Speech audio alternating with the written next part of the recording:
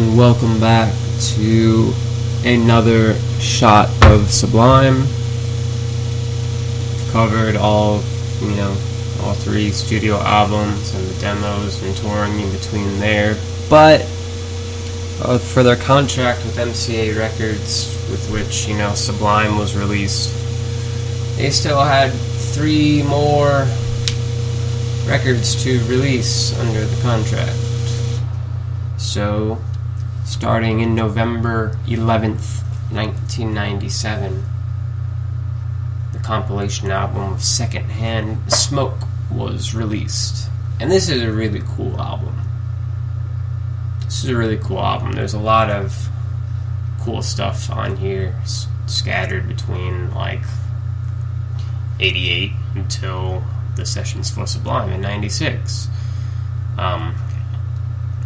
It was the most comprehensive collection of all their Sublime songs we had until Everything Under the Sun came out, outside of it's consistently good quality, unlike all the bootlegs out there, which the live shows are typically the better ones, although those range in quality if they're soundboard or just straight up in the audience recording. But yeah, this had a lot of nuggets on there that were definitely featured on various bootleg albums. But let's break it down for you. It has 2 songs that came from the Zepeda demo of 1988, and these are Romeo and New Realization. The missing songs from this, from the Zepeda tape, are Ebon, Roots of Creation, and Date Rape Style, which I know Ebon and Roots of Creation were released on Everything Under the Sun. No, I don't think it was Date Rape Style for this one. I think it was just Date Rape, but I am not entirely certain if we got that version or not. There is a Date Rape Style on Everything Under the Sun, but that might be from the C003 cassette, and I don't think there's anything on Secondhand Smoke that comes from that demo. Maybe the Don't Push does, and maybe the Slow Ride does. But I think those actually came from Ja Won't Pay the Bills, and the liner notes say that they came from Ja Won't Pay the Bills. And like I said in that episode, they may still be the same recording. I don't believe I've heard the C003 tape. I would like to track down the recordings off that and compare to see if Don't Push and Slow Ride are the same. But also, Secondhand Smoke features had a DAT, had a digital audio tape. Okay, then we get a whole lot of remixed stuff. A whole lot of remixes, like the Doin' Time Uptown Dub, which is the best remix of it, and Doin' Time Eerie Splendor, which is probably the second best remix of it. And then Get Out, which was originally the second track off of 40 Ounces to Freedom, but now it appears here in a slightly remixed form. It doesn't have all the phone calls in there, nor do you have to weed out the banter that was on the Contact Buzz. That was it, right? Contact Buzz bootleg. I feel like that had was the only way to get the original recording. Did they even release the original recording on Everything Under the Sun? No, I think you still have to bootleg that.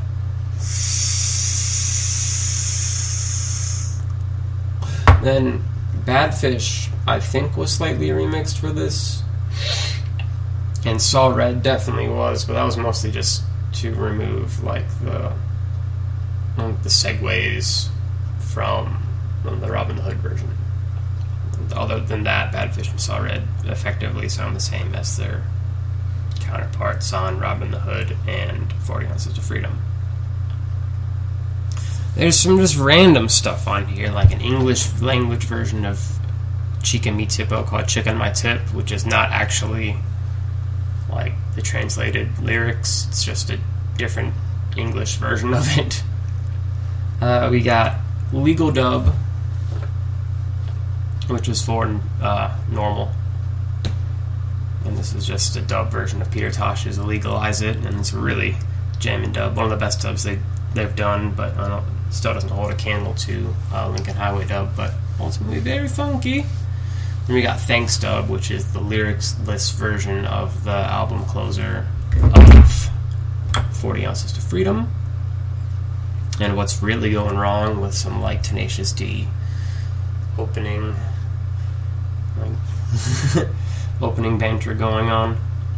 I don't really know what song that's like, where that song really originates from though, other than that it appears on Secondhand Smoke. We got Garbage Grove, which features the same sample that opens up Waiting for Bud, and that is because Garbage Grove was originally intended for Robin the Hood, but I guess they just got better stuff for it. Like I really like Waiting for Bud. That's a great opener. And I'm assuming Garbage Grove was probably going to be the opener if it used the same sample. And they ended up having it open Sublime, although that wasn't the Bradley Nowell original configuration, but it did open it. I prefer it as the closer, as it does in the intended playthrough. Garbage Grove. Like, maybe it was just because he kept reworking it in concert and was probably figured out I can get more from this and save it for the next album, which he ultimately did. And it was one of the first tracks completed for it. Songs fully written for it. Now we got the Sublime sessions with Paul Leary. We got Superstar Punani, which is great, but I don't understand why they didn't. Well, I guess the album is like an hour or so long. Well, they could have squeezed one more song on there. And then we got April 29th, 1992, Leary's version with the out of control wah and more laid back vocal delivery. I really enjoy that. We also got Trenchtown Rock, which thankfully I saw a little side note when I was just doing research on this a few moments ago, and I thought this was recorded during the Sublime sessions, as it's used, unless they recorded another version. I'm assuming this tape was used to open Sublime, such as on the 10th anniversary edition, although I haven't compared the two tracks side by side to see if they are different or not.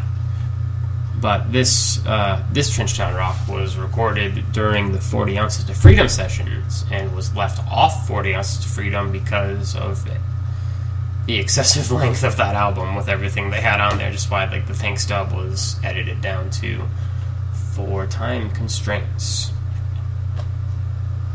But that is the first of 3 albums that they had to release for MCA, and probably the best in my opinion. Yeah, definitely the best in my opinion, because I like the just more studio stuff that they got, and I think Everything Under the Sun basically covered the majority of what else is out there, but man, they can probably do one more small release of the stuff they skipped over. Like, give us the full, clean recording of Get Out, not a remix. I'm sure the lady from the phone conversation there is no longer living, so I don't think that would be an issue anymore. Okay, so the second album under their contract, to complete the contract, was Stand By Your Van, a compilation live album released on June 23rd, 1998. And this features a collection of tracks from, looks like 5 different concerts. But the first 11 all come from the same source, so it's not too uneven. So, like Don't Push, Right Back, New Thrash, Let's Go Get Stoned, Greatest Hits, Date Rape, Secret Tweaker Pad, Bad Fish, DJs, Work That We Do, and Pool Shark were all recorded September 9th, 1994 at the Commotion in San Francisco. And this is kind of cool because it was sequenced in actual sequential chronological order. So that's nice, because the next show is called From November 1994 from from a show in Everett, Washington. I can't actually read what I wrote there. Some tavern where they played Eben. Following this, we get August 1995 in the New Jersey leg of the Warped Tour with All You Need and Waiting for Maruka. Followed by October 1995 at the Palace Hollywood with Caress Me Down. Then finally, a song from the last tour of Sublime's existence, from the House of Blues, Hollywood, April 1996, KRS-One. Now the third album, released under their contract and final, I guess maybe the Greatest Hits was like a bonus for that. I don't know if that was actually listed under MC or not. Probably. But we got the Acoustic, Nowell and Friends, released on November 17th, 1998, featuring Wrong Way, Saw Red, Foolish Fool, which is a Dee Dee Warwick cover, Don't Push, Mary, and Big Salty Tears, which is a Ziggins cover, Boss DJ, Garden Grove, Rivers of Babylon, Melodians cover, Little District, a Monty Morris cover, KRS-One, Marley medley, What Happened, I Fatima by Camper Van Beethoven, Freeway Time in LA County Jail, Pool Shark, and It's Who You Know. It was a fun acoustic set, but where is Zimbabwe on here? Why did we have to wait until the 10th anniversary of Sublime to hear that glorious cover? Way better than any other Marley cover he ever did. Even better than their Trenchtown Rock cover, as soulful as that is. It's that, so much soul was put into Zimbabwe. But the Marley medley is fun, and all of these acoustics are fun. Because Bradley's voice was just so soulful. He just killed it.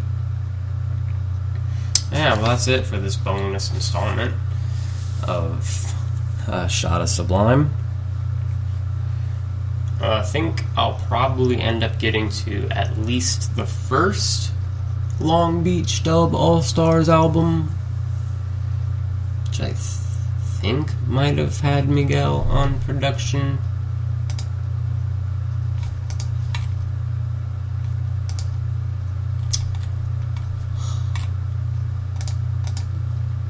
Yes, it did, and also featured Field Marshall and Eddie Ashworth.